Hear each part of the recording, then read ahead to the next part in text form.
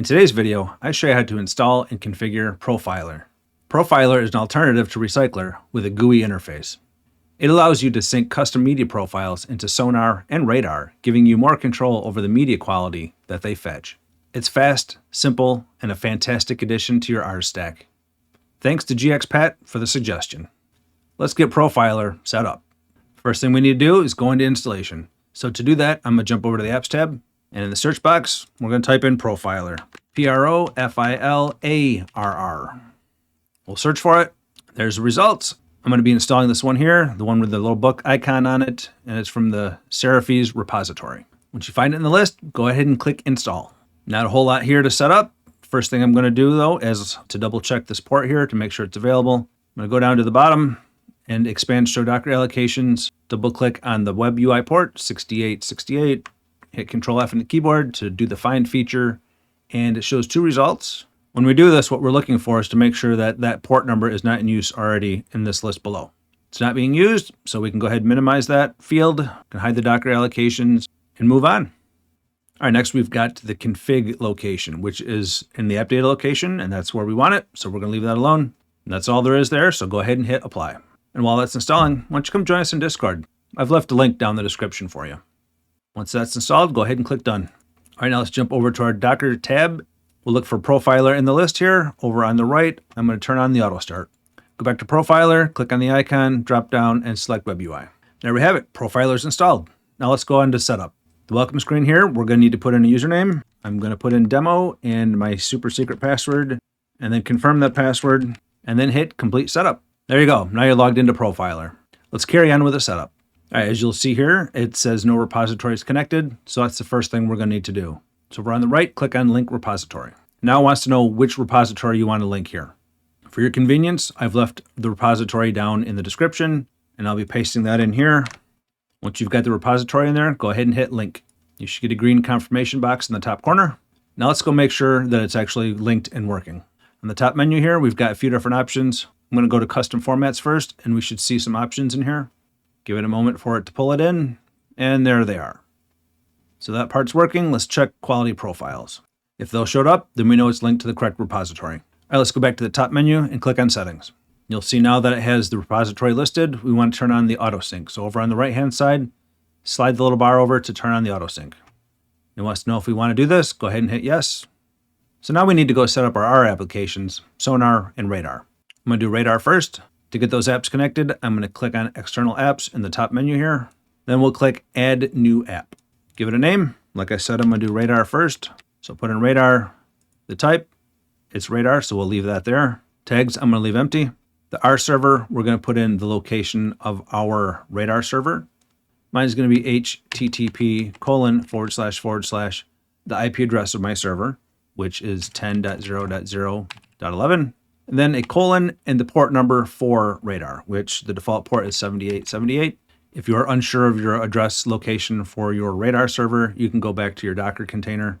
You can find Radarr on the list, click on it, go into it, log in, copy the address field, or you can just look over to the right and find under the LAN IP port, you can find the address listed there. Right there's Radarr.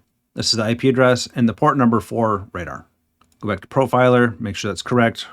Next field is the API key. We're going to need to grab the API key from Radarr. So I'm going to go back over to my Unraid server, find Radarr again. I'm going to go into it, log in. Then over on the left side, I'm going to click on settings, then down to general. Then under security, towards the bottom, we've got the API key listed here. You can click on this field here to copy the API key. Go back to Profilarr, click into the field for the API and paste it in.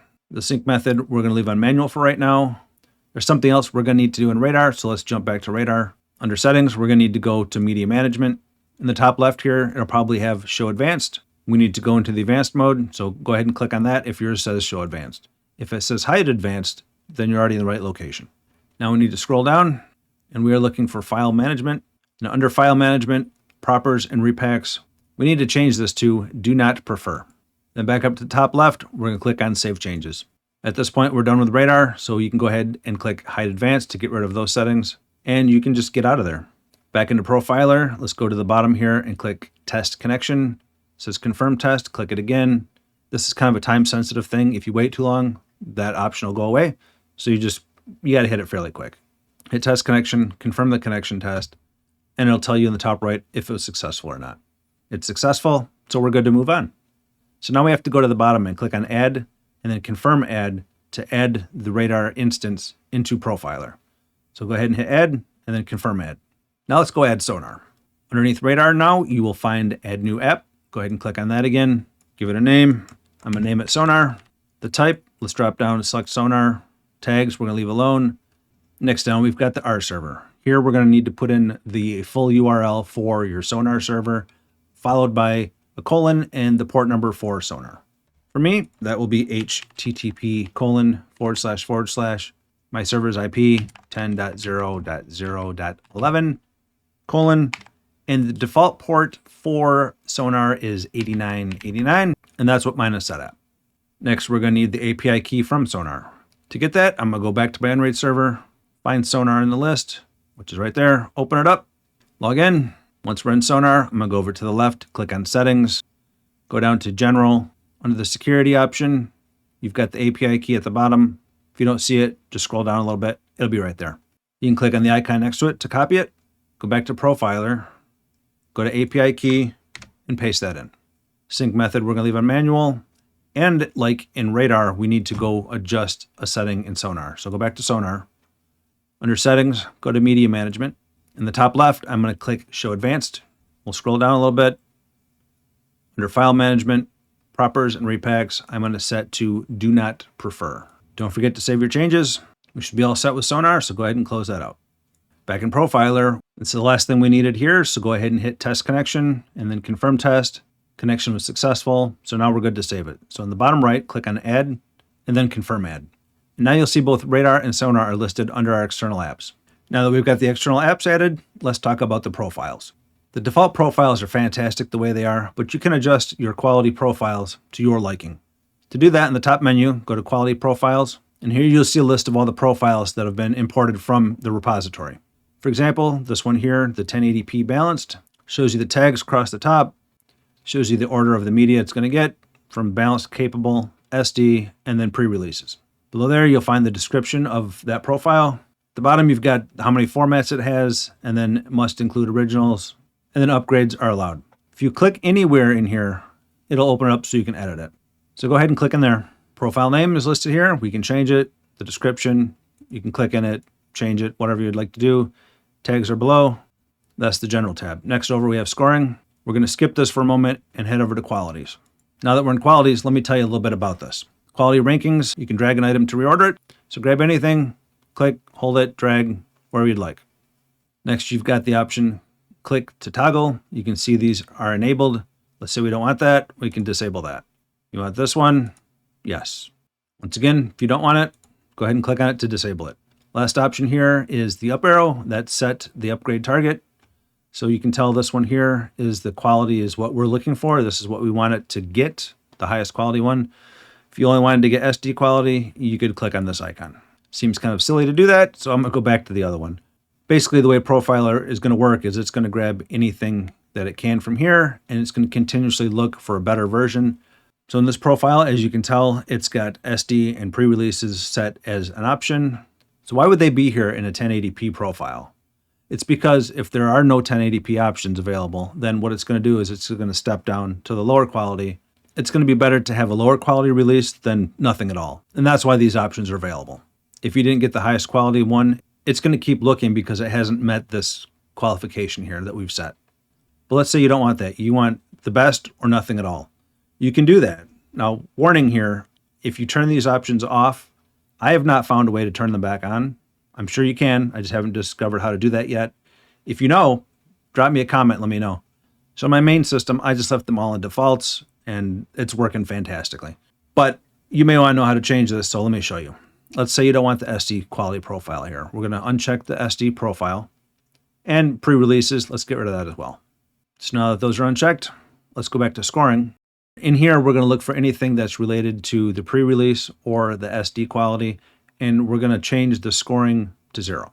So if we look through the list here, audio, that's all good. There's nothing there concerning the quality of the video. Scrolling down, 1080p, 2160, SD quality. All right, here we go. So SD quality tier 1 and tier 2. It's currently set at 30 and 20. You can just take these out, change these to zeros. And if you're not familiar with the way the scoring works, it's basically a weighting system. So the higher the score, the more that you're telling it that you want that release.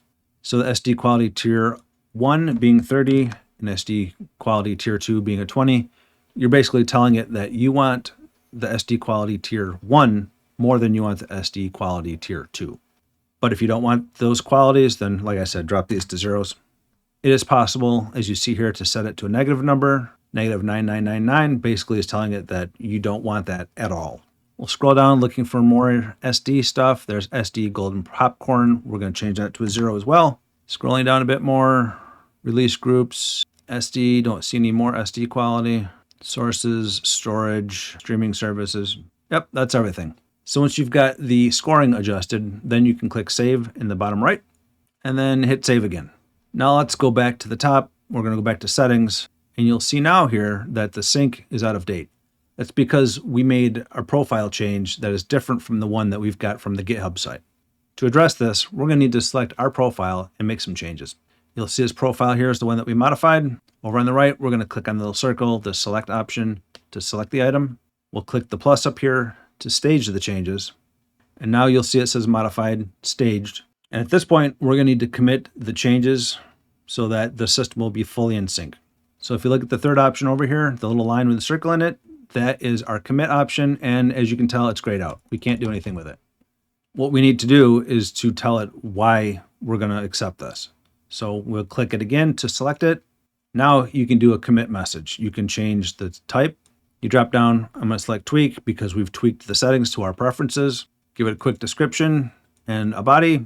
So you just put in something here. I'm going to do adjust for non-SD. Copy that, paste it in, and now you'll see that the commit option is available. If we click that, it's going to commit the changes. I'm personally not going to do this. I like the default settings the way it is. So before you commit it, if it's something that you're not sure about, you can click on the unstage here to get rid of it. You can revert the changes and it'll go back to the way it was. That's what I'm going to do. I don't want to exclude the SD quality. Like I said, I'd rather have an SD quality file than no file at all. And this is the thing that I said, that if you commit this here, then I have not found a way to revert it back. I'm sure there is. I just haven't found it yet. So I'm going to revert, and you'll see the sync status is back to normal. If you did change it and you did commit, then the sync status should be connected again. Should be fully synced up.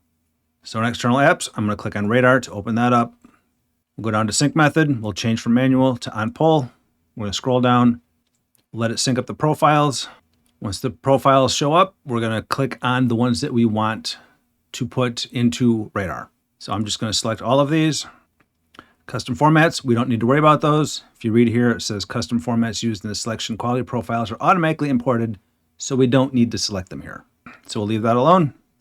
Once you've got your quality profiles selected, go ahead and hit update and then confirm update. Now, at this point, we need to run the initial sync. So go ahead and hit start sync, and you'll see that the sync progress is 100%. So it means it did sync up. Now let's jump over to Radarr and make sure that they're actually there. So we'll go to Radarr. On the left, we'll go down to settings. We'll click on profiles, and sure enough, there they are. We've got the 1080p balanced, the 1080p quality, and the 1080p quality HDR. Now back on the left, let's go under custom formats, and we should see all the formats. And yep, there they are. These are all the formats that Profilarr has available. Lots and lots of them. So now when you're in Radarr and you add a new item to your library, you can drop down and select any of the profiles that we have now set up from Profilarr. So you could have it look for a 1080p balanced profile if you wanted. Back to Profilarr. Last thing we have to do here is the same thing for Sonarr. So you go into Sonarr, go to the sync method, drop down, do on pull, select the different profiles that you want. In this case, I'm going to select them all again, hit update and confirm update, do the initial sync. Yes, we're going to start the sync. We'll let it do its thing.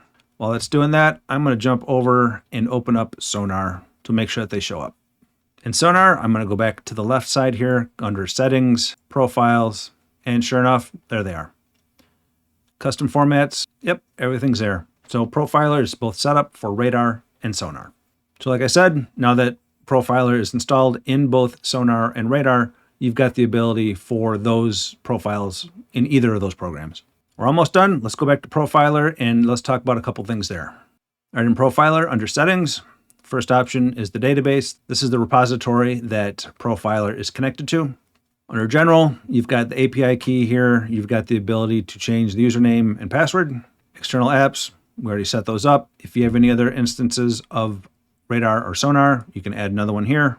Under tasks, these are the tasks that are ran inside of Profilarr. If you want to manually run one, you can come in here, click on the little play button, and it'll run that task right now. Next tab over is backups.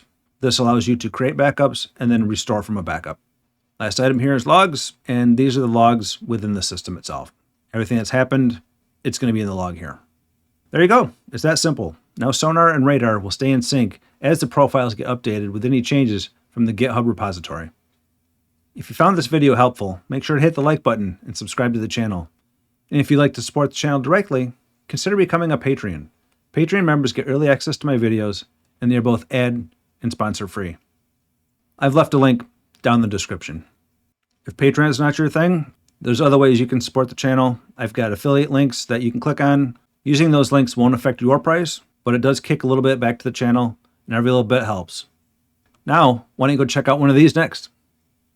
And I'll see you in that one.